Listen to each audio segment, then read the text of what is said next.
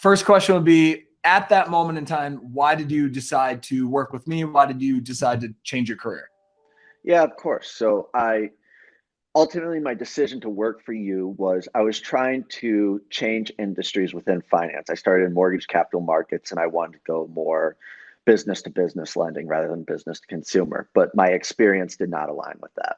And I was landing these interviews and I was making it through like the introductory rounds, but I just couldn't close the deal on a job. And it was getting so frustrating. I blew so many opportunities, and I was like, I can't waste another one. So my sister, I believe, referred me to you, and yeah, and we had our introductory call. You explained what you could offer, and it seemed like it would help me get through the process of changing my career path.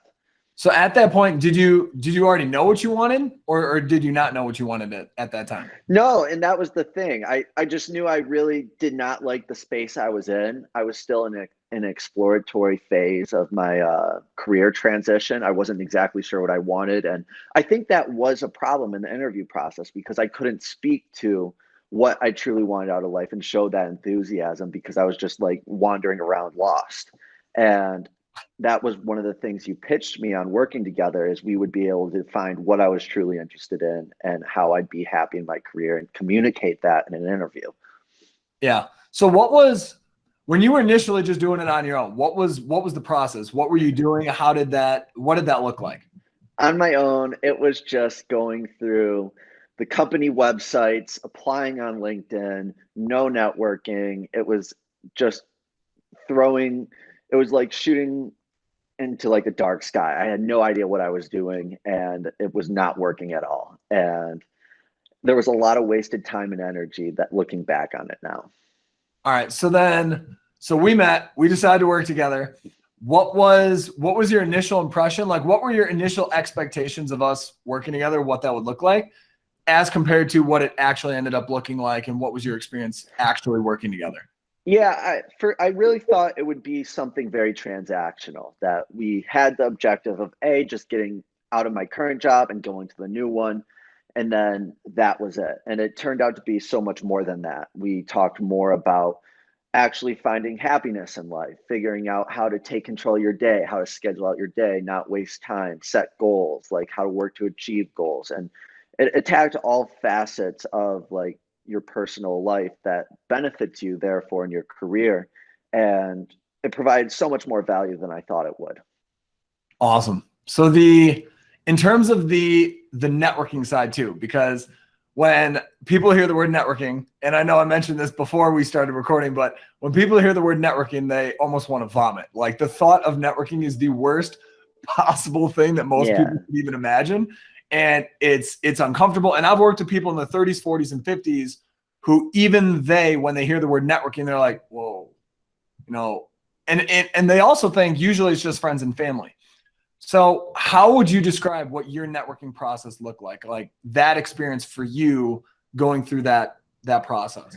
Yeah. When we first started talking about the networking portion, how important of a factor that was in changing your career, I got so like skittish. I was like something I wasn't totally comfortable with. And it was something that's tough for a lot of people, including myself. And although having you just as a support system being like, all right, you are going to reach out to X amount of people a day and you are just going to do it. And I needed that kick in the rear end to just say, set aside your ego, set aside your insecurities, and just do it because it will help you. And I think I ended up reaching out to, I think I targeted like 10 people a day. And I started within the MSU alumni network. I'm a Michigan State grad. And I just filtered on LinkedIn for people in finance at Michigan State and XYZ roles. And I just started cold emailing them. And you gave me like great prompts. You walked me through the whole process. And it was so easy. And once I set aside the ego, sending out the messages just became like second nature. All right. And just ballpark numbers. And I know that you don't know this off the top of your head, but like, for ballpark numbers for anyone watching this or listening, like, how many people did you reach out to eventually make your first transition? We'll talk about the second one afterwards. Yeah, I think I ended up reaching out to probably between like 175 and like 225 people. And so many of them just didn't respond.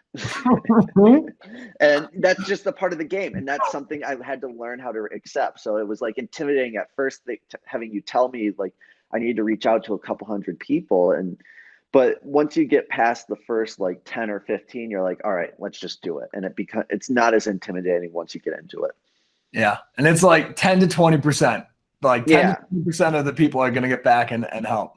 exactly. Awesome. Okay. And also, was it only MSU alumni, or did you also build relationships with people who literally you shared nothing in common with and had never met before? Oh, once I got through the MSU alumni, it was just open season. I would just find anything. I would search for a keyword, like maybe if I was enrolled in the CFA charter program at the time. And so I'd search for someone for their CFA charter, and then that would be automatically something I could relate to them in my intro.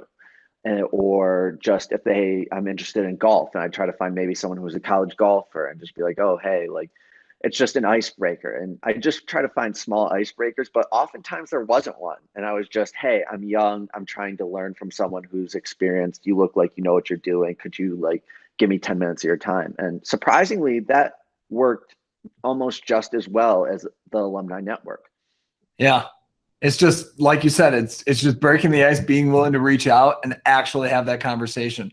So the first transition, that first successful transition that you had when we initially worked together. So what was the outcome and why did you want that at that time?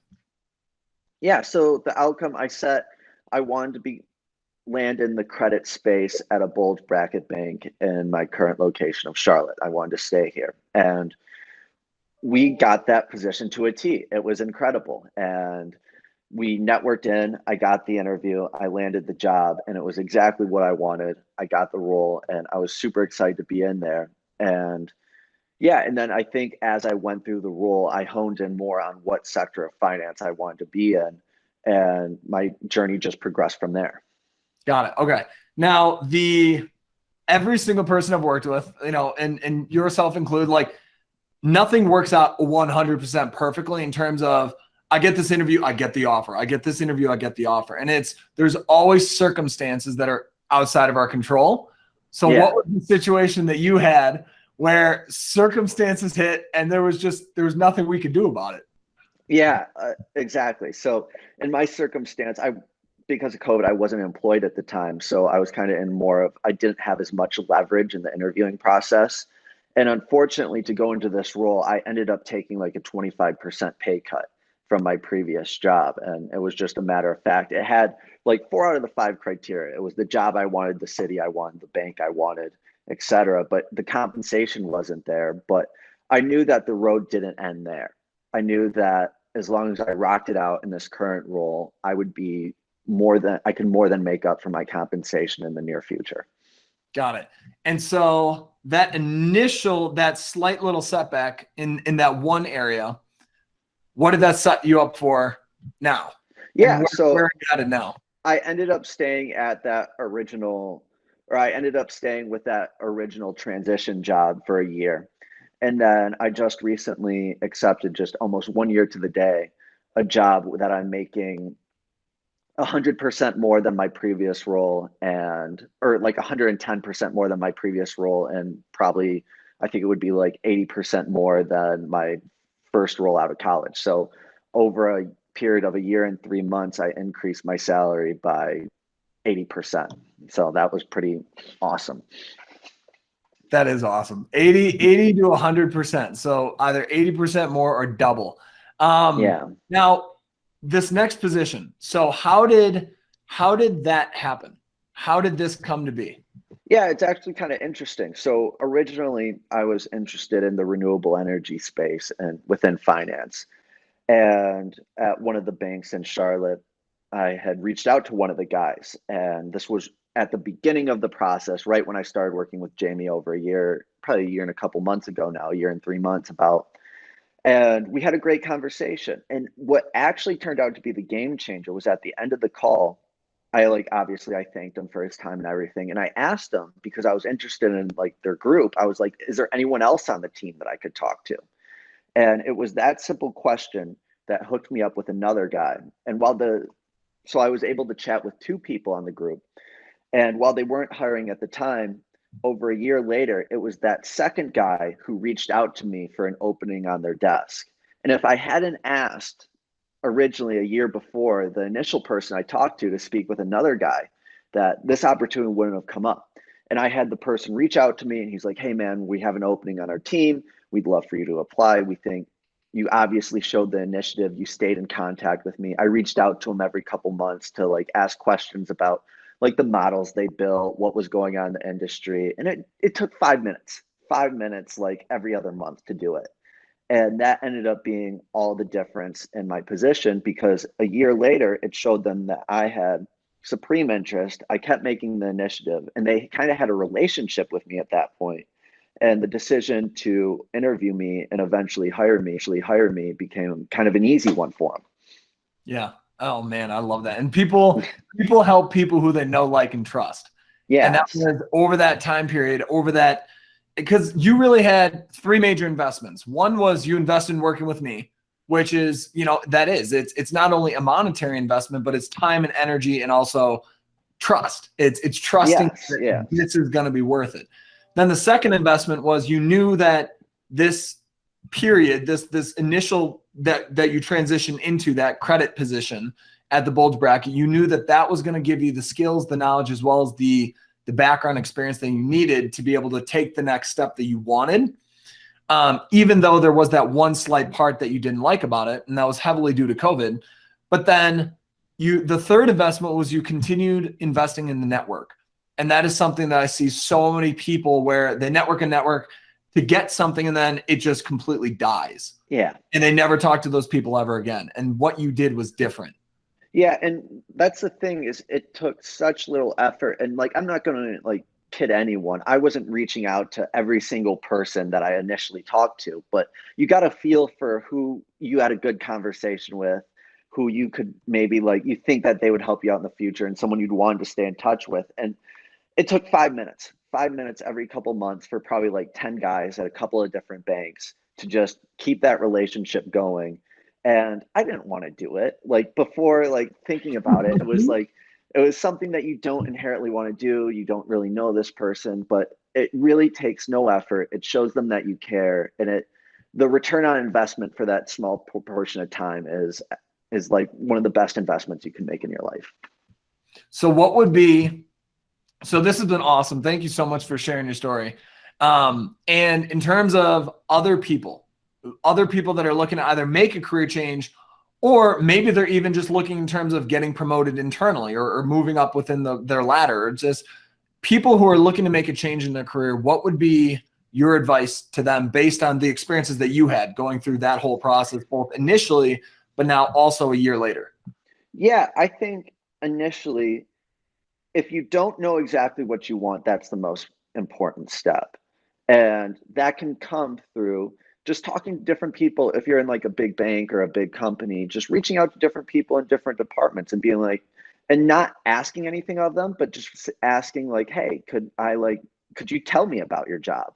And that's a great way to figure out what you want. And then from there, you can learn more about it, learn what skills it takes, maybe hone in on those skills. If it's enrolling in a professional certification or learning how to code or whatever it may be, honing in on those skills, staying in touch with the people that you just asked about their job originally.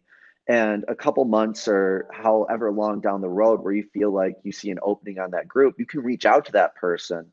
And then you can place an ask of, hey man, like, I saw this job opening.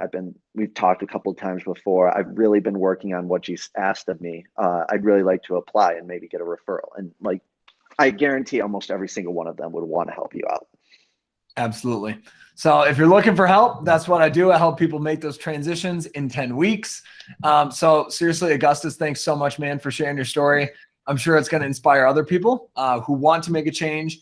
And also, I think your story is unique too, because you knew what you wanted. You were willing to take a building block period in order to leverage into what you wanted, like ultimately. Yeah. And it was kind of like a slingshot effect where it was a little bit pullback in compensation, but then absolutely, yeah, I mean, you doubled in a year and a half, or less than a year and a half, which is, or 80% more than the initial position, which is awesome. So any other words, anything else you want to share with other people? No, yeah. And I think that is like the most important piece of my situation, or my story, I guess, is that I had to take an ego check and take a step back. I couldn't just lateral from sub-industry to sub-industry without taking kind of a job that maybe wasn't like exactly met my qualifications, but I needed the experience to be able to go into that next big time interview and say, I know what I'm doing, because I couldn't have gone from A to C. I needed to have that A to B and then B to C, or else none of this would have worked. And it was just accepting the fact that you might have to take a little step back to launch yourself forward, I think is the point that should be driven home. Long-term strategy. I love it. Exactly. Awesome, man. Thanks so much.